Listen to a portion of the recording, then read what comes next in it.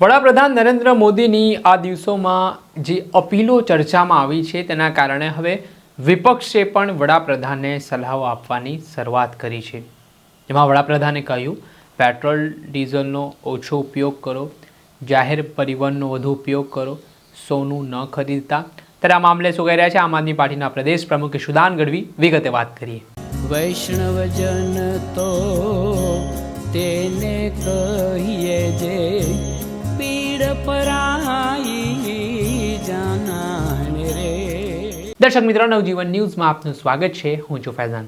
ગુજરાત ખાતે વડાપ્રધાન નરેન્દ્ર મોદી 2 દિવસના પ્રવાસે આવ્યા હતા, જ્યાં અલગ અલગ જિલ્લાઓમાં તેમણે રોડ શો કર્યા. રોડ શો કર્યા બાદ સભા સંબોધતી વખતે તેમણે જનતાને જે અપીલ કરી તેના આજે તમામ લોકો વચ્ચે ચર્ચાનું કેન્દ્ર આ મુદ્દો બન્યો છે. જેમાં અપીલમાં વડાપ્રધાને કહ્યું કે પેટ્રોલ ડીઝલનો ઓછો ઉપયોગ કરો, વધુમાં વધુ જાહેર પરિવહનમાં મુસાફરી કરો.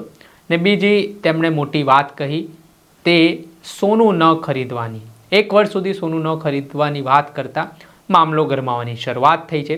વડાપ્રધાન નરેન્દ્ર મોદીની અપીલ સામે વિપક્ષની પણ પ્રતિક્રિયા સામે આવી છે. જેમાં આમ આદમી પાર્ટીના પ્રદેશ પ્રમુખ ઈશુદાન ગઢવીએ વડાપ્રધાન નરેન્દ્ર મોદીને કહ્યું કે તમે જાહેર મંચ પરથી આ સૂચનાઓ તો આપી છે, આ સલાહ તો આપી છે, પણ તમે એમાં કેટલી અમલવારી કરી રહ્યા છો? જ્યારે તમારી રેલીઓમાં જાહો જલાલીમાં મોટી સંખ્યામાં વિમાનોના શો થાય છે, રેલીઓમાં આટલી ગાડીઓ લાગે છે, તો પછી આ પેટ્રોલ ડીઝલ નથી ખર્ચાઈ રહ્યો? તેવા સણસણતા સવાલ ઉઠાવ્યા. ને સોનું ન ખરીદવાની જે વાત કરી તેમાં પણ ઈશુદાન ગઢવીએ કહ્યું કે હવે લગ્ન પ્રસંગની સિઝન છે અને સોનું એ ખરીદવું લોકો માટે જરૂરી છે. ત્યારે આવી સ્થિતિમાં અપીલ શું કામ કરવી પડી રહી છે? સાથે તેમણે લાલ બહાદુર શાસ્ત્રીજી જે વડાપ્રધાન રહી ચૂક્યા છે તેમના દાખલાઓ પણ આપ્યા. ને જે તે સમયના વડાપ્રધાને પહેલાં પોતાના પર અમલવારી કરીને ત્યાર પછી જનતાને સંદેશો પાઠવ્યો. પણ આજની સ્થિતિ કંઈક અલગ હોય તેવી વાત કરતા ઈશુદાન ગઢવી શું કહી રહ્યા છે તે સાંભળો.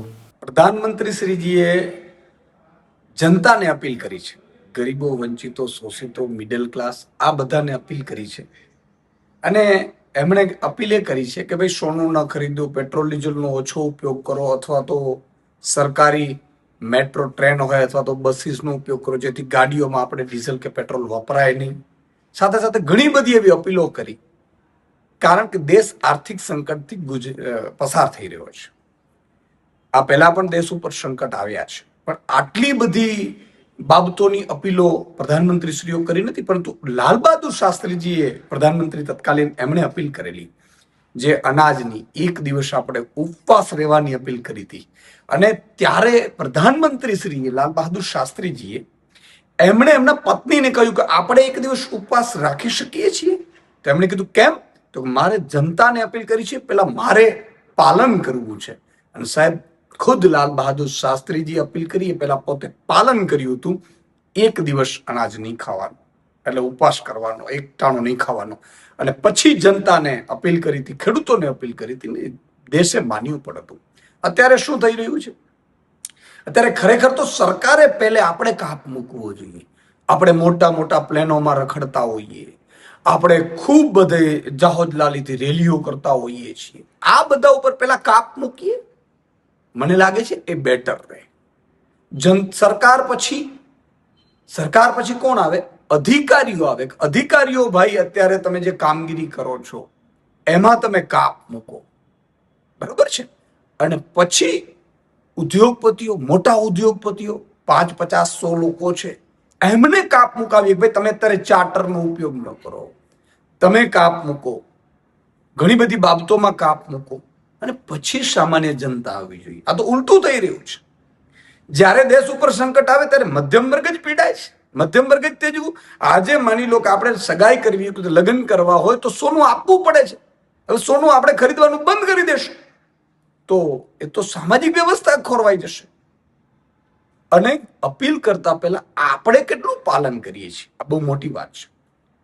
એટલે સરકારે પણ વિનંતી છે, જનતા પણ વિનંતી કરે છે સરકારને, અધિકારીઓને અને મોટા ઉદ્યોગપતિઓને કે તમે પણ કંઈક દેશ માટે કરો. અમે દેશ માટે કરીશું જ. બધી જનતાએ સ્વીકાર કરી છે તમારી અપીલ, અને પૂરી કોશિશ કરીશું આપણે. કારણ કે દેશ ઉપર સંકટ આવે છે તો એ આપણા સૌ ઉપર હોય છે, અને આપણે સૌએ પાલન પણ કરવું પડે, અને આપણે સૌએ એગ્રી પણ થવું પડે. અને આપણે સૌ વધારે હું પણ અપીલ કરું છું કે જનતાને કે જેટલું થાય એટલું આપણે પાલન કરીશું, પણ સાથે સાથે સરકાર, અધિકારીઓ, મોટા ઉદ્યોગપતિઓએ પણ કરવું જોઈએ એવી જનતા પણ અપીલ કરી રહી છે. બીજું કે અત્યારે આર્થિક સંકટની સ્થિતિ જે પ્રધાનમંત્રી શ્રી કીધી, તો પ્રધાનમંત્રી શ્રી એ પણ કહેવું જોઈએ કે આપણે કેટલી આર્થિક સંકટમાં છીએ. ભાઈ, દેશને પણ જાણવા માંગે છે કે શું સ્થિતિમાં આપણે છીએ. આટલા વર્ષના શાસન પછી પણ આપણે નબળી સ્થિતિ થઈ ગઈ છે.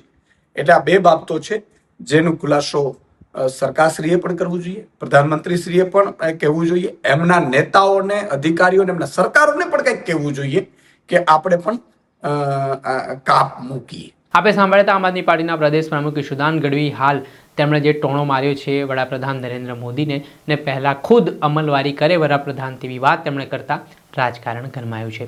દર્શક મિત્રો, આવા જ નવા વિડીયો સાથે આપને માહિતગાર કરતા રહીશું, એટલે નવજીવન ન્યૂઝ જોતા રહો.